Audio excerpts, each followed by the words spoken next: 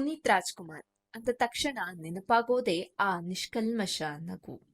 ಅಪ್ಪು ನಿಧನ ಹೊಂದಿ ಈಗಾಗಲೇ 4 ವರ್ಷ ಕಳೆದು ಹೋಗಿವೆ. ಈಗಲೂ ಅವರು ಇಲ್ಲ ಎಂಬ ಕಹಿ ಸತ್ಯವನ್ನ ಒಪ್ಪಿಕೊಳ್ಳಲು ಅಭಿಮಾನಿಗಳಿಂದ ಸಾಧ್ಯವಾಗ್ತಿಲ್ಲ. ಆದರೂ ಕೂಡ ಅವರ ನೆನಪು ಸದಾ ಜೀವಂತ. ಹಾಗೆಯೇ ಪುನೀತ್ ರಾಜ್ಕುಮಾರ್ ಹಲವರಿಗೆ ಸ್ಫೂರ್ತಿಯಾದವರು. ಇವರಿಂದ ಕಲಿಯುವಂತಹ ಅಂಶಗಳು ಸಾಕಷ್ಟಿತ್ತು.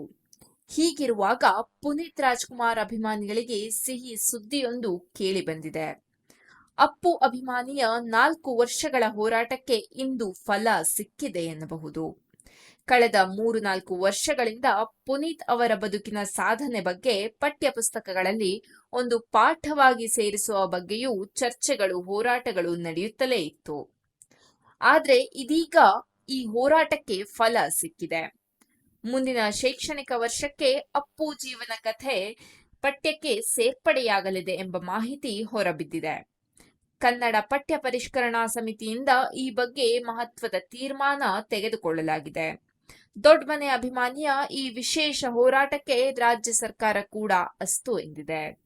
4 ವರ್ಷಗಳಿಂದ ರಾಜ್ಯದಾದ್ಯಂತ ಪ್ರವಾಸ ಮಾಡಿ ಈ ಬಗ್ಗೆ ಜನಜಾಗೃತಿ ಮೂಡಿಸಿದ್ದ ಡಾಕ್ಟರ್ ಪುನೀತ್ ರಾಜ್ಕುಮಾರ್ ಅಭಿಮಾನಿ ದೇವರಾಜ್ ಹೋರಾಟಕ್ಕೆ ಇದೀಗ ಫಲ ಸಿಕ್ಕಂತಾಗಿದೆ. ಯಶ್ ನಟಿಸಿ ಸಹ ನಿರ್ಮಾಣ ಮಾಡುತ್ತಿರುವ ಟಾಕ್ಸಿಕ್ ಪ್ರಸ್ತುತ ಭಾರತೀಯ ಚಿತ್ರರಂಗದ ಬಹು ನಿರೀಕ್ಷಿತ ಸಿನಿಮಾ. ಮಾರ್ಚ್ 19ರಂದು ಸಿನಿಮಾ ಬಿಡುಗಡೆ ಆಗಲಿದ್ದು, ಸಿನಿಮಾದ ಪ್ರಚಾರಕ್ಕೆ ನಿಧಾನಕ್ಕೆ ಚಾಲನೆ ನೀಡಲಾಗ್ತಿದೆ.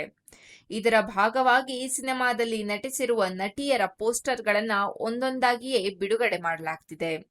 ಕಿಯಾರಾ ಅಡ್ವಾಣಿ, ನಯನತಾರಾ, ಹುಮಾ ಖುರೇಶಿ, ತಾರಾ ಸುತಾರಿಯಾ ಅವರುಗಳ ಪೋಸ್ಟರ್ಗಳನ್ನ ಈಗಾಗಲೇ ಬಿಡುಗಡೆ ಮಾಡಲಾಗಿದ್ದು, ಇದೀಗ ನಟಿ ರುಕ್ಮಿಣಿ ವಸಂತ್ ಅವರ ಪೋಸ್ಟರ್ ಅನ್ನ ಸಹ ಬಿಡುಗಡೆ ಮಾಡಲಾಗಿದೆ.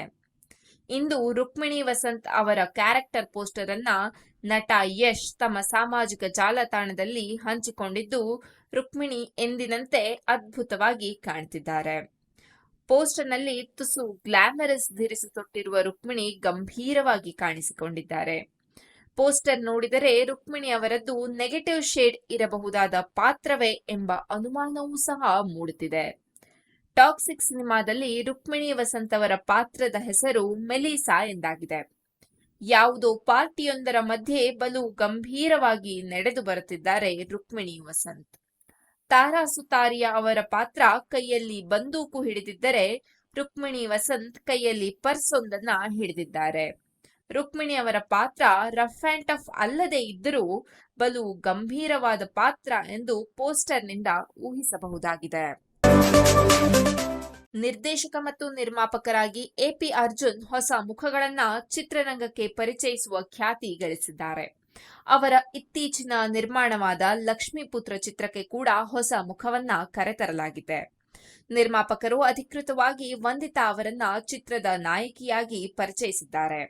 ಚಿಕ್ಕಣ್ಣ 2ನೇ ಬಾರಿಗೆ ನಾಯಕನಾಗಿ ನಟಿಸಿದ್ದಾರೆ. ಮಂಡ್ಯ ಮೂಲದ ಈ ನಟಿ ಧ್ರುವ ಸರ್ಜಾ ನಟನೆಯ ಕೇಡಿ ಚಿತ್ರದಲ್ಲಿ ಪ್ರಮುಖ ಪಾತ್ರದಲ್ಲಿ ಕಾಣಿಸಿಕೊಂಡಿದ್ದು, ಚಿತ್ರದ ಬಿಡುಗಡೆಗೆ ಎದುರು ನೋಡುತ್ತಿದ್ದಾರೆ. ಇದೀಗ ಲಕ್ಷ್ಮೀಪುತ್ರ ಮೂಲಕ ನಾಯಕಿಯಾಗಿ ಸ್ಯಾಂಡಲ್ವುಡ್ಗೆ ಪಾದಾರ್ಪಣೆ ಮಾಡುತ್ತಿದ್ದಾರೆ. ಎಪಿ ಅರ್ಜುನ್ ಫಿಲ್ಮ್ಸ್ ಬ್ಯಾನರ್ ಅಡಿಯಲ್ಲಿ ನಿರ್ಮಿಸಲಾದ ಲಕ್ಷ್ಮೀಪುತ್ರ ಚಿತ್ರವನ್ನ ವಿಜಯ್ ಸ್ವಾಮಿ ನಿರ್ದೇಶಿಸಿದ್ದಾರೆ ಮತ್ತು ತಂಡವು ಈಗಾಗಲೇ ಹೆಚ್ಚಿನ ಚಿತ್ರೀಕರಣವನ್ನ ಮುಗಿಸಿದೆ. ಕುತೂಹಲಕಾರಿಯಾಗಿ ಈವರೆಗೆ ನಾಯಕಿ ಯಾರೆಂಬುದನ್ನು ಗುಟ್ಟಾಗಿ ಇಟ್ಟಿದ್ದ ಚಿತ್ರತಂಡ ಅಧಿಕೃತವಾಗಿ ವಿಶೇಷ ಪ್ರೋಮೋ ಮೂಲಕ ಚಿತ್ರದ ನಾಯಕಿ ವಂದಿತಾ ಎಂಬುದನ್ನ ಬಹಿರಂಗಪಡಿಸಿದ್ದಾರೆ. ನನಗೆ ಯಾವಾಗಲೂ ವೇದಿಕೆ ತುಂಬಾ ಇಷ್ಟ. ನಾನು ಮೂಲತಃ ಡ್ಯಾನ್ಸರ್ ಮತ್ತು ರಿಯಾಲಿಟಿ ಶೋಗಳ ಗುರಿಯನ್ನ ಹೊಂದಿದ್ದೆ. ಈ ಆಫರ್ ಆಕಸ್ಮಿಕವಾಗಿ ಬಂದಿತು. ಆಡಿಷನ್ಗಳ ಮೂಲಕ ಆಯ್ಕೆಯಾಗುವುದು ದೊಡ್ಡದೆನಿಸಿತು. ಕೇಡಿ ಚಿತ್ರದಲ್ಲಿ ನನಗೆ ಪ್ರಮುಖ ಪಾತ್ರ ಸಿಕ್ಕಿತು. ಆದರೆ ನಾಯಕಿಯಾಗುವುದು ತನ್ನದೇ ಆದ ಪ್ರಾಮುಖ್ಯತೆ ಮತ್ತು ಅನನ್ಯತೆಯೊಂದಿಗೆ ಬರುತ್ತದೆ. ನಾನು ದೇವಸ್ಥಾನದಿಂದ ಹೊರಬರುತ್ತಿದ್ದಂತೆ ಎಪಿ ಅರ್ಜುನ್ ಸರ್ ಅವರಿಂದ ಕರೆ ಬಂತು. ಎಲ್ಲೋ ಲಕ್ಷ್ಮೀಪುತ್ರ ಆಧ್ಯಾತ್ಮಿಕವಾಗಿ ಸಂಪರ್ಕ ಹೊಂದಿದಂತೆ ಭಾಸವಾಯಿತು ಅಂತಾರೆ ವಂದಿತಾ. ಕನ್ನಡ ಚಿತ್ರರಂಗದಲ್ಲಿ ಹೊಸಬರ ಸಿನಿಮಾಗಳಿಗೆ ಥಿಯೇಟರ್ ಮಾಫಿಯಾ ಕಾಟವಿದೆ. ಇಂತಹ ಥಿಯೇಟರ್ ಮಾಫಿಯಾ ವಿರುದ್ಧ ಫಿಲ್ಮ್ ಚೇಂಬರ್ ಸೂಕ್ತ ಕ್ರಮ ಕೈಗೊಳ್ಳಬೇಕು ಎಂದು ವಸತಿ ಸಚಿವ ಜಮೀರ್ ಅಹಮದ್ ಪುತ್ರ ಕಲ್ಟ್ ಸಿನಿಮಾ ನಾಯಕ ಝೈದ್ ಖಾನ್ ಒತ್ತಾಯಿಸಿದರು.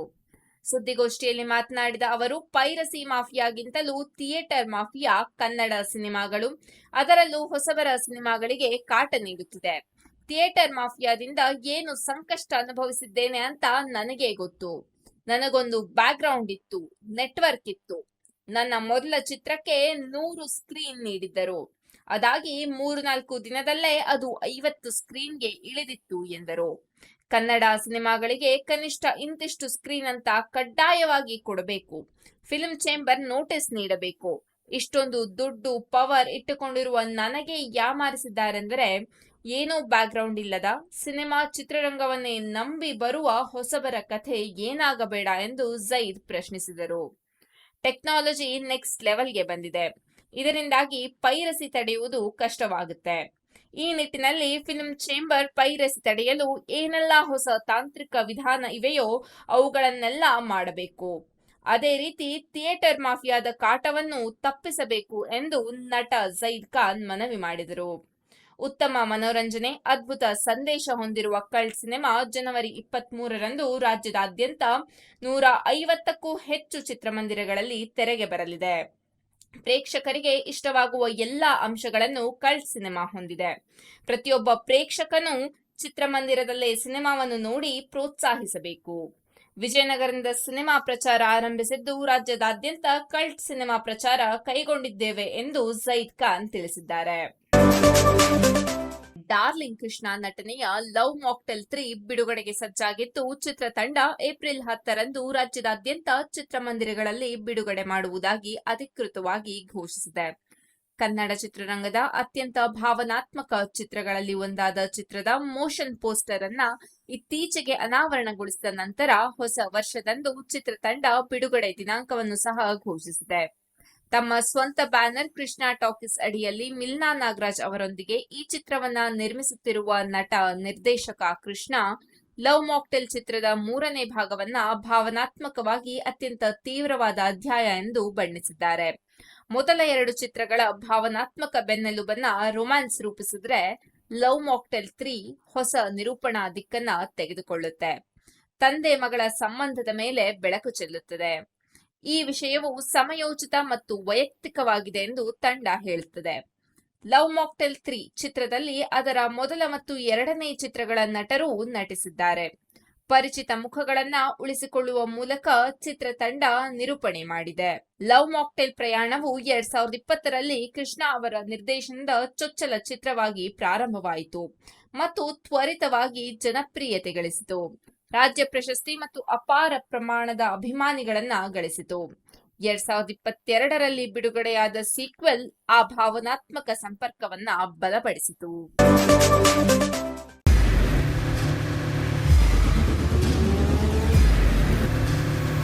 ಪ್ರಜಾಮಾರ್ಗ ನ್ಯೂಸ್, ಇದು ಜನಸಾಮಾನ್ಯರ ಧ್ವನಿ. ನಮಸ್ಕಾರ. ನೀವು ನೋಡ್ತಾ ಇದ್ದೀರಾ ಪ್ರಜಾಮಾರ್ಗ ನ್ಯೂಸ್. ರಾಷ್ಟ್ರದ, ರಾಜ್ಯದ, ರಾಜಕೀಯದ ಬಗ್ಗೆ ಹೆಚ್ಚಿನ ಸಿನಿಮಾ ಅಪ್ಡೇಟ್ಗಳಿಗಾಗಿ ಫಸ್ಟ್ ಲೈಕ್ ಮಾಡಿ, ಸಬ್ಸ್ಕ್ರೈಬ್ ಆಗಿ, ಹಾಗೆ ಫಾಲೋ ಕೂಡ ಮಾಡಬೇಕು.